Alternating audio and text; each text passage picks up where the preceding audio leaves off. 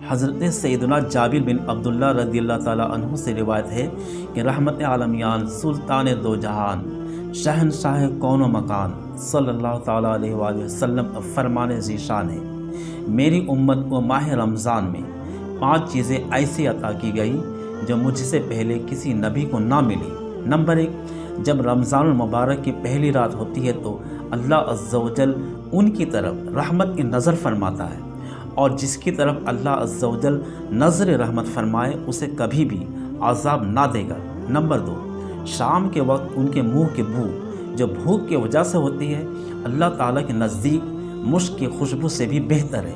Number 3، فرشتے ہر رات اور دن ان کے لیے مغفرت کی دعائیں کرتے رہتے ہیں۔ نمبر 4، اللہ تعالیٰ جنت کو حکم فرماتا ہے میرے نیک بندوں کے لیے مزین یعنی آراستہ ہو جا، عنقریب وہ دنیا کی مشقت سے میرے گھر اور کرم میں راحت پائیں گے۔ نمبر 5، جب ماہ رمضان کی آخری رات آتی ہے تو اللہ عز و جل سب کی مغفرت فرما دیتا ہے۔